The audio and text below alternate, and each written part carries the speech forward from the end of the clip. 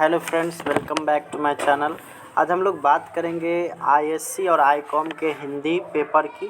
और इसके मैं सभी क्वेश्चंस को लेकर के आया हूँ। मेरा क्वेश्चन सीरियल वाइज नहीं है, तो इसके लिए क्षमा प्रार्थी हूँ। तो मैं चलिए स्टार्ट करूँगा। यहाँ पे सबसे पहले जो क्वेश्चन है वो है गीतावली किसकी रचना है। तो इसका आपका सही आंसर हो जाएगा आपका ऑप्शन नंबर डी, तुलसीदास की।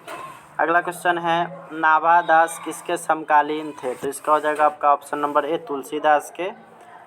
अगला क्वेश्चन है हार जीत शीर्षक कविता किस प्रकार की रचना है। तो ये हो जाएगा आपका ऑप्शन नंबर ए, गद्य कविता। नेक्स्ट क्वेश्चन हम लोग देखेंगे मीरा ने अपना प्रियतम किसे माना था। तो मीरा ने अपने प्रीतम जो माना था वो 55 का, वो होगा आपका ऑप्शन नंबर बी, कृष्ण को। अगला क्वेश्चन हम लोग देखेंगे तो शिवा बावनी के कितने मुक्तकों की छत्रपति शिवाजी की वीरता का बखान किया गया। तो इसका 56 का हो जाएगा आपका ऑप्शन नंबर सी, 52। अगला क्वेश्चन हम लोग देखेंगे झरना शीर्षक काव्य संकलन किस कवि की रचना है। इसका सही आंसर हो जाएगा आपका option number D, Jaishankar Prasad. अगला क्वेश्चन देखेंगे सुभद्रा कुमारी चौहान का निधन कैसे हुआ। तो ये होगा आपका ऑप्शन नंबर ए, कार दुर्घटना में। अगला क्वेश्चन है शमशेर बहादुर सिंह ने सोवियत रूस की यात्रा कब की थी। तो इसका सही आंसर हो जाएगा आपका ऑप्शन नंबर बी।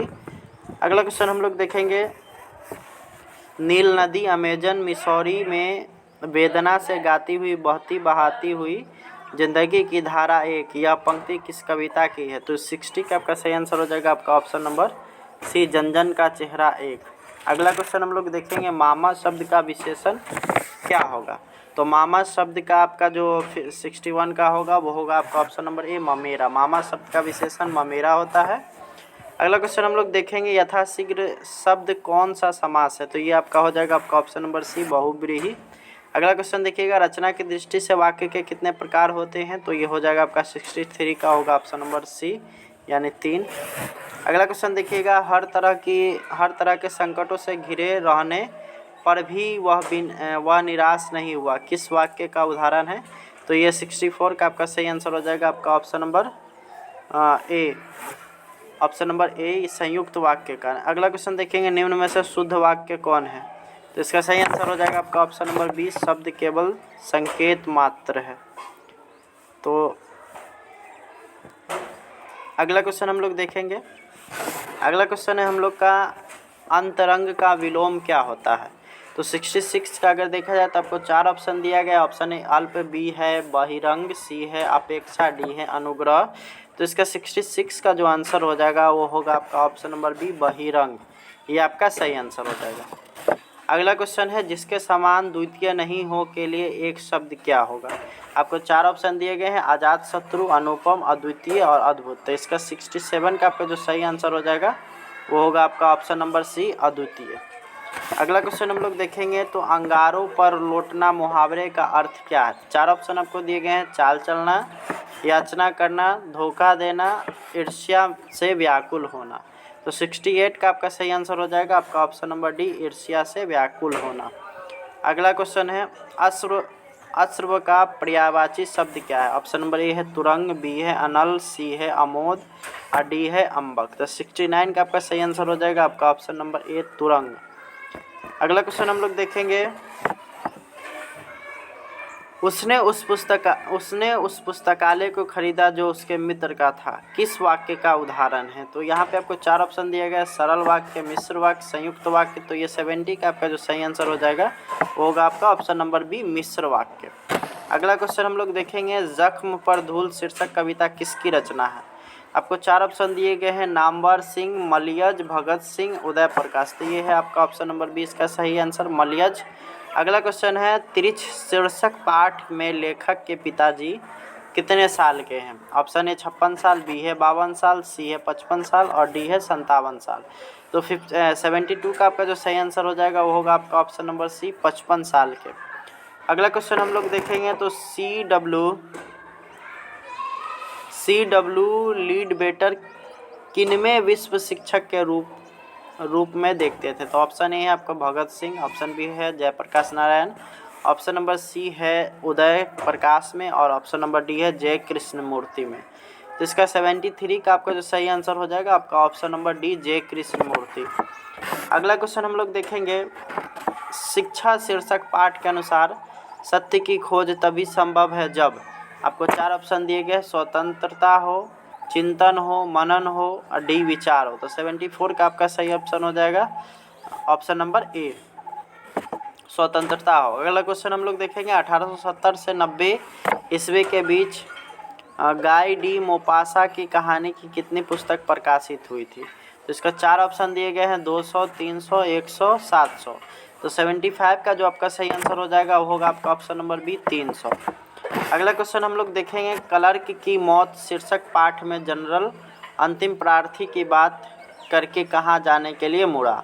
आपको 76 में आपको 4 ऑप्शन दिए गए, शयन कक्ष में जाने के लिए, रसोई घर में जाने के लिए, निजी कमरे में जाने के लिए और स्नान घर में जाने के लिए। तो इसका 76 का जो आंसर हो जाएगा आपका ऑप्शन नंबर सी, निजी कमरे की ओर जाने के लिए। अगला क्वेश्चन हम लोग देखेंगे तो पेशगी शीर्षक पाठ के लेखक कौन है। तो आपको 4 ऑप्शन दिए गए, हेनरी लोपेज, बी है अंतोन बेखब, सी है गाय डी मोपासा और डी है टोपाज विलियम। तो इसका सही आंसर हो जाएगा 77 का होगा आपका option number A, Henry Lopez. अगला क्वेश्चन है आप लोग का 20वीं सदी में प्रगीतात्मकता का दूसरा उन्मेष कैसे हुआ। तो इसका सही आंसर आपका जो 4 ऑप्शन दिए गए हैं, संघर्ष के साथ, बी है रोमांटिक उत्थान के साथ, सी है विद्वेष के साथ और डी है भावुकता के साथ। तो इसका सही आंसर हो जाएगा आपका ऑप्शन नंबर ए, संघर्ष के साथ। अगला क्वेश्चन हम लोग देखेंगे ओम प्रकाश वाल्मीकि को डॉक्टर अंबेडकर राष्ट्रीय पुरस्कार कब प्राप्त हुआ। 4 ऑप्शन दिए गए 1995 में, 1996 में, 1993 में और 1994 में। तो इसका सही आंसर हो जाएगा आपका ऑप्शन नंबर सी, 1993 में। अगला क्वेश्चन हम लोग देखेंगे नाटक के क्षेत्र में जयशंकर प्रसाद के बाद की सबसे बड़ी प्रतिभा कौन माने जाते हैं। तो इसका आपका सही आंसर 4 ऑप्शन जो दिए गए हैं वो है चंद्रधर शर्मा गुलेरी, बी है बालकृष्ण भट्ट और सी है जयप्रकाश नारायण और डी है मोहन राकेश। तो आपका 80 का जो आंसर हो जाएगा आपका option number D, Mohan Rakesh. अगला क्वेश्चन हम लोग देखेंगे तो तुमुल कोलाहल कलह में शीर्षक कविता किस महाकाव्य का अंश है। तो आपका ऑप्शन ए है अष्टयाम, बी है लहर, सी है कामायनी और डी है मुकुल। तो इसका सही आंसर हो जाएगा आपका option number c, Kamayani. Next question देखेंगे वर्ग 9 तक की पढ़ाई के बाद शिक्षा अधूरी छोड़कर कौन कवयित्री असहयोग आंदोलन में कूद पड़ी थी। आपको 4 ऑप्शन दिया गया है, मीराबाई, महादेवी वर्मा, अनामिका और डी है सुभद्रा कुमारी चौहान। तो इसका सही आंसर हो जाएगा ये होगा आपका option number D, Subhadra Kumari Chauhan. अगला क्वेश्चन हम लोग देखेंगे तेजतम अंश पर कान जिमी जंग पर यो मलेच्छे वंश पर शेर शिवराज है, यह पंक्ति किस शीर्षक कविता की है। आपको 4 ऑप्शन दिए गए हैं, कवित, बी है पद जो कि तुलसीदास का है, उसके बाद है छप्पय और दूसरा है चौथा है पद जो कि सूरदास का है। तो यहाँ पे 83 का जो आपका आंसर हो जाएगा वो होगा आपका ऑप्शन नंबर 1, कवित। अगला क्वेश्चन है भूषण ने किस रस को प्रमुखता दी। तो आपका 4 ऑप्शन दिया गया है, हास्य रस, वीर रस, रौद्र रस और डी है श्रृंगार रस। तो यहाँ 84 का जो आंसर हो जाएगा आपका ऑप्शन नंबर बी, यानी वीर रस। अगला क्वेश्चन है गोस्वामी तुलसीदास हिंदी के कैसे महाकवि हैं। तो आपको 4 ऑप्शन दिए गए हैं, जातीय महाकवि, स्वच्छंद महाकवि, अंतर्जातीय महाकवि और रूढ़िवादी महाकवि। तो 85 का जो आपका सही आंसर हो जाएगा वो होगा आपका ऑप्शन नंबर बी, स्वच्छंद महाकवि। अगला क्वेश्चन है म का उच्चारण स्थान क्या है। तो यहाँ पे आपको 4 ऑप्शन दिया गया है, कंठ, ओष्ठ, तालु, दंत। तो यहाँ पे अगर म की बात किया जाए तो ये ओष्ठ से, यानी ऑप्शन नंबर बी इसका सही आंसर हो जाएगा। अगला क्वेश्चन है पृथ्वीश शब्द का संधि विच्छेद क्या होता है। तो आपको 4 ऑप्शन दिए गए हैं, पृथ्वी जोड़ स, बी है पृथ्वी जोड़ थवीस और उसके बाद है सी पृथ्वी जोड़ ईश और चौथा है पृथ जोड़ विष। तो इसका सही ऑप्शन हो जाएगा 87 का होगा ऑप्शन नंबर सी। अगला क्वेश्चन है निम्न में से शुद्ध कौन है। आपको 4 ऑप्शन दिए गए हैं, परमेश्वर, परीक्षण, प्राण, परीक्षा। तो इसमें आपको 4 जो दिया गया है तो ये परमेश्वर भी आपका ये गलत है। 88 का जो अगर बात करें तो उसके बाद परीक्षण जो होता है सो दीर्घिकार से, प्राण में टवर्गी न होता है, लेकिन ऑप्शन नंबर डी दिखेगा तो यहाँ परीक्षा शुद्ध रूप में लिखा गया। अगला क्वेश्चन हम लोग देखेंगे, वाराणसी शब्द कौन संज्ञा है। वाराणसी यहाँ पे आपको 4 ऑप्शन दिए गए हैं, व्यक्तिवाचक, बी है जातिवाचक, सी है भाववाचक और डी है समूहवाचक। तो वाराणसी एक शहर का नाम है और शहर के नाम को हम लोग व्यक्तिवाचक में रखाते हैं, यानी कि ऑप्शन नंबर ए। अगला क्वेश्चन है, नगर शब्द क्या है, स्त्रीलिंग, पुल्लिंग, उभयलिंग या इनमें से कोई नहीं। तो हम यहाँ पे इसका 90 का अगर देखिएगा तो नगर, जितने भी नगर का नाम होता है वो सब जो है पुल्लिंग होता है। नगर शब्द से बोध जो किया जाता है वो पुल्लिंग का किया जाता है। अगला क्वेश्चन हम लोग देखेंगे, हिंदी में वचन के कितने प्रकार होते हैं। 4 ऑप्शन दिए गए हैं, 1, 3, 2, 4।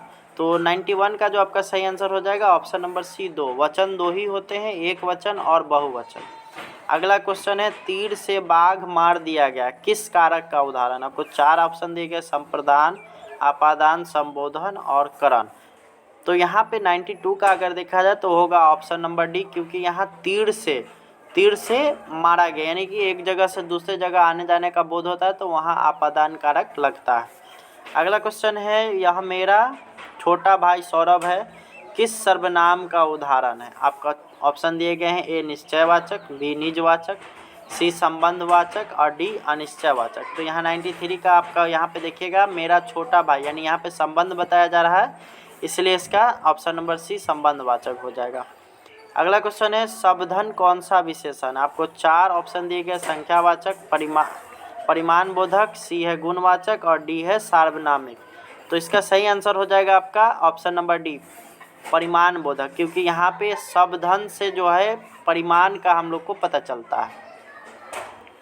अगला क्वेश्चन है, क्रिया के कितने भेद होते हैं। आपको 4 ऑप्शन दिए गए, 3, 4, 2, 5।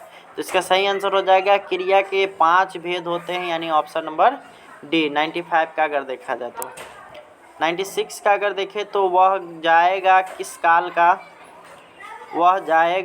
काल का उदाहरण है। तो यहाँ 96 का अगर आपको 4 ऑप्शन देखिएगा तो वर्तमान काल, भूतकाल, उसके बाद संदिग्ध भूतकाल और चौथा है भविष्यत काल।